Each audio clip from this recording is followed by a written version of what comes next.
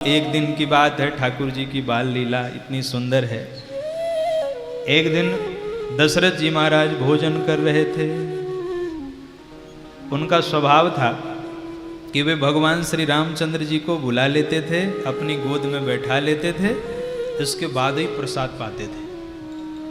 पर आज आश्चर्य हो रहा है, आज दशरथ जी बुला तो रहे हैं पर भगवान आ नहीं रहे हैं। ये दृश्य कितना सुंदर है। गोस्वामी तुलसीदास जी लिख रहे हैं,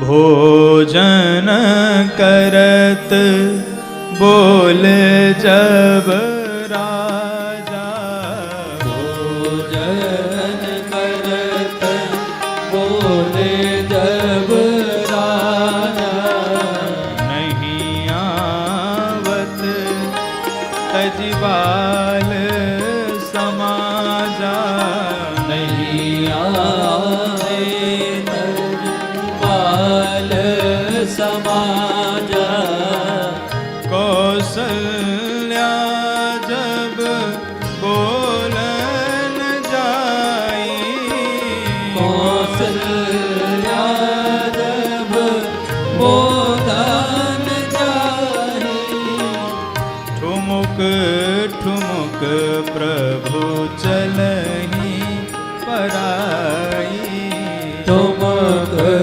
ठुमक प्रभु चले पराई, ठुमुक ठुमुक प्रभु चलहि पराई, ठुमक ठुमक प्रभु चले पराई।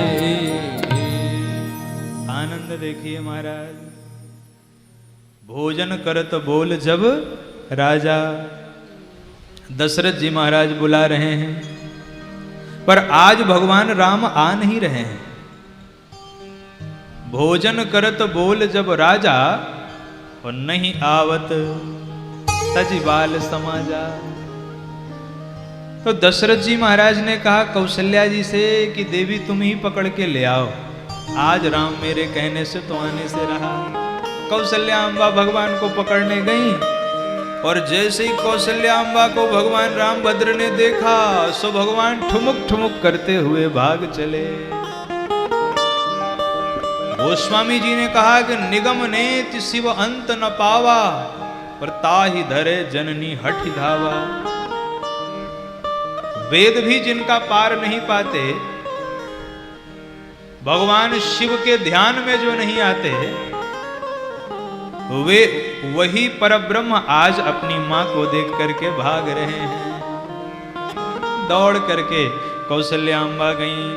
अच्छा, ठाकुर जी गिर गए दौड़ते दौड़ते, तो गिर गए तो धूल धूसरित हो गए। तो धूसुर धूर भरे तनु आए और भूपति बिहसी गोद बैठाए। आनंद तो यहां है, पिता हमेशा बालक को स्वच्छ लेना चाहता है। अगर गंदा हो जाता है तो पिता उसको मां को पकड़ा देते हैं कि ये लो इसको साफ करके हमको दो। पर कितना वात्सल्य भाव है दशरथ जी के अंदर कि दशरथ जी ने उसी स्थिति में भगवान को अपनी गोद में बैठा लिया। और बैठा करके दशरथ जी ने दही भात का ग्रास उठाया, भगवान राम को दिया, भगवान राम ने मुख में ले लिया। पर आज ठाकुर जी का मन नहीं लग रहा है। भोजन करत चपल चित्त, आज चित्त चंचल है। क्यों? क्योंकि भगवान सोच रहे हैं कि मेरे सखा मेरे बारे में क्या सोच रहे होंगे। तो वाह राम जी, खेलने में साथ साथ, खाने में अलग अलग। गुरु जी सखा की परिभाषा देते हैं ना, सह खेलती सह खादती है? तो भगवान का चित्त अपने मित्रों में लगा हुआ है, लेकिन पिता की आज्ञा की अवहेलना कैसे करें, इसलिए मुख में रख लिया। पर देख उधर रहे, अवसर नहीं मिल रहा है।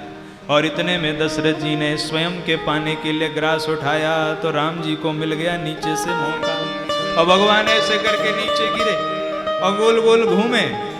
महाराज दशरथ की गोद से उतरे और किलकारी मारते हुए भगवान रामभद्र वहां से भाग चले। दौड़े भगवान। भोजन करत चपल चित इत उत अवसर पाए, भाज चले किलकत मुख दधियोदन लपटाए।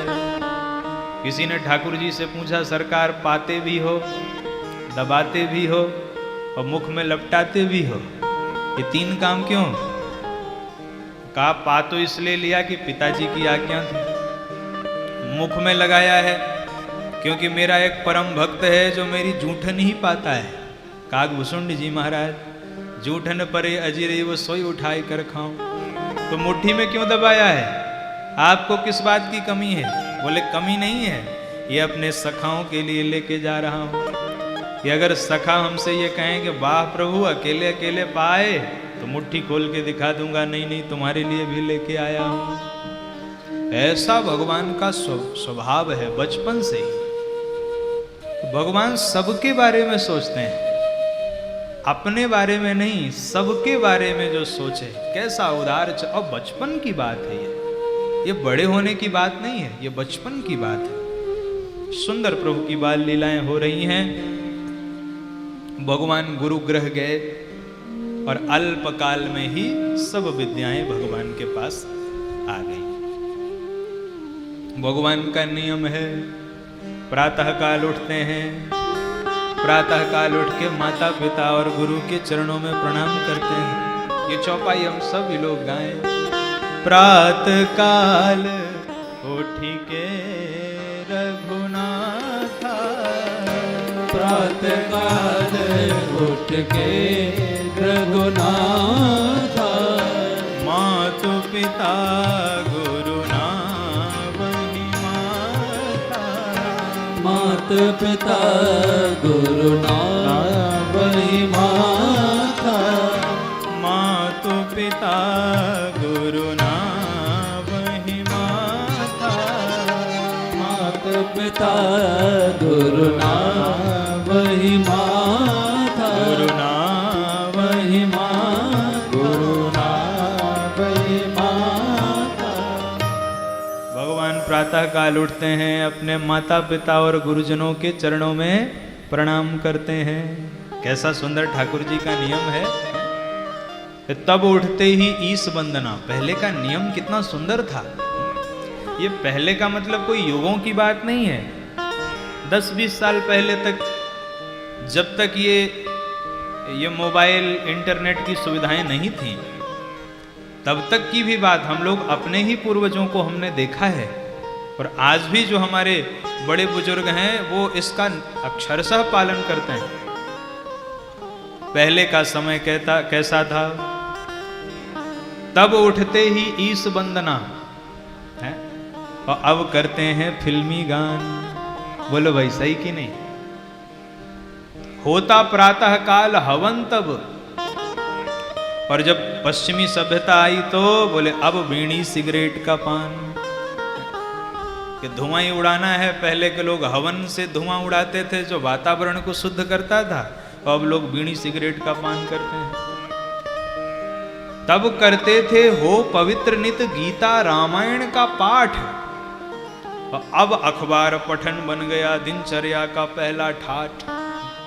सुबह सुबह हुआ तो गीता रामायण तो बात की बात है, बेड टी कि बिस्तर पर एक चाय और उसके साथ दैनिक जागरण अखबार, लो भैया पढ़ो। तो दुनिया भर की जो ऊट पटांग के समाचार हैं वो हमारे इस कोरे कागज रूपी दिमाग पे आके बैठ गए सुबह सुबह, तो सारा दिन हो गया बेकार। भाई प्रातः काल हम उठते हैं तो कुछ हद तक तो चित्त शुद्ध होता ही है, फिर दिन भर की जो विचार होते हैं वो हमारे दिमाग में प्रभाव डालते हैं। इसलिए प्रातः काल उठ करके केवल माता पिता गुरुजनों को प्रणाम करके शास्त्रों का ही अध्ययन करना चाहिए। तो भगवान ये हम सबको शिक्षा देते हैं।